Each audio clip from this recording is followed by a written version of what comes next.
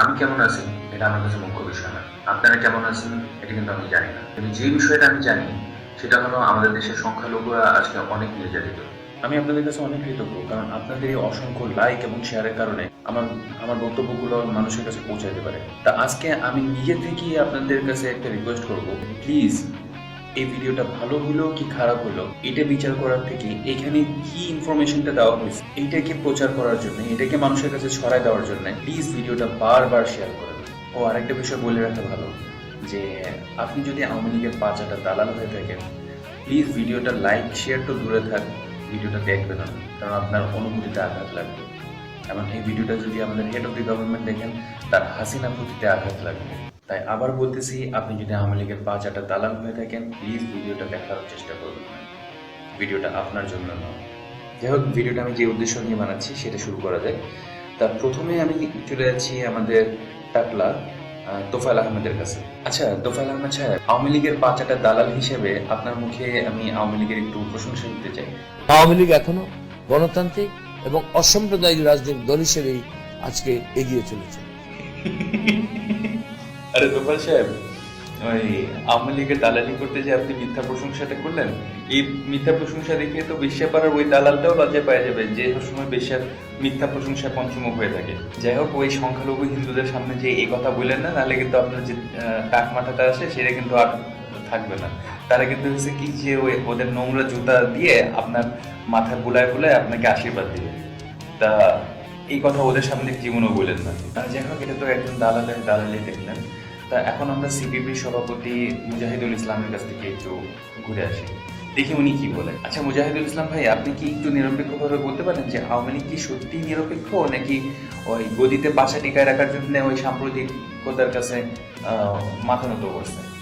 যখন ক্ষমতার প্রয়োজন সাম্প্রদায়িকতার সঙ্গে আপোষ করা বা সেখানে একটু নমনীয় মনোভাব পোষণ করা প্রয়োজন হয়, আওয়ামী লীগ তখন কিন্তু হঠাৎ করে সেই চিন্তা থেকে নিজেকে নিয়ে যায়। মুজাহিদুল ইসলাম সাহেব, এমন সাহসিকতার সাথে একটা নিরপেক্ষ বক্তব্য দেওয়ার জন্য আপনাকে অসংখ্য ধন্যবাদ। যাই হোক, এখন আমরা কিছু নিরপেক্ষ টিভি নিউজ রিপোর্ট দেখে আসি। ধর্মীয় পরিচয়ের কারণে ঘর পুড়েছে উপাসনালয়, ব্যবসা প্রতিষ্ঠানও।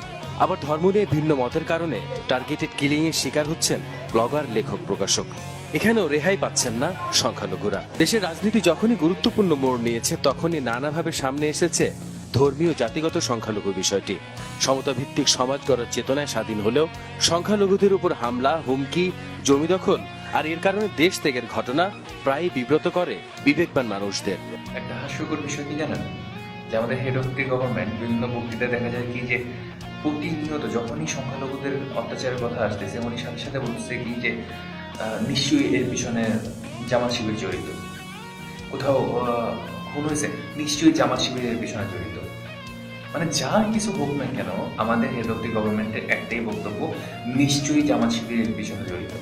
কবে জানি জয় আমেরিকা থেকে ফোন করে বলবে কি যে আম্মা, আমার বউ তো প্রেগনেন্ট, ওটা নিশ্চয়ই জামাত শিবিরের পিছনে জড়িত। যাই হোক, আমরা নিজেরাই কিছু অত্যাচারিত হিন্দুদের সাথে কথা বলে আসি, দেখেন তো তারা কি বলে।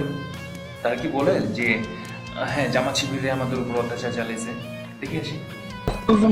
হ্যাঁ, আমলিকি লোকজনই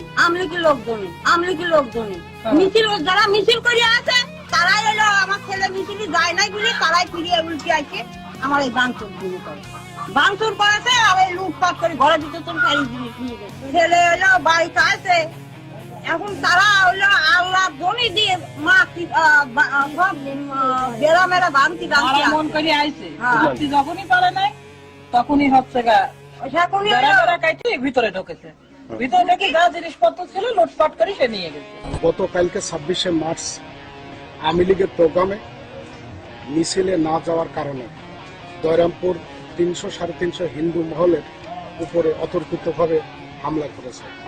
আমি সকালে লোক মারফতে জানতে পারলাম ঈসা কালামের নির্দেশেই এই ঘটনাটা ঘটেছে। আস্থাহীনতা সবসময় ছিল, কিন্তু এটার একটা চূড়ান্ত রূপ দেখতে পাচ্ছি। এক্ষেত্রে কোনো নির্দিষ্ট গ্রুপ বা দলকে দায়ী করার সুযোগ নাই। এখানে সরকারি দল থেকে শুরু করে সব দলের লোকজনেরই, মানে প্রায় সব দলের লোকজনের অংশগ্রহণ আমরা দেখি।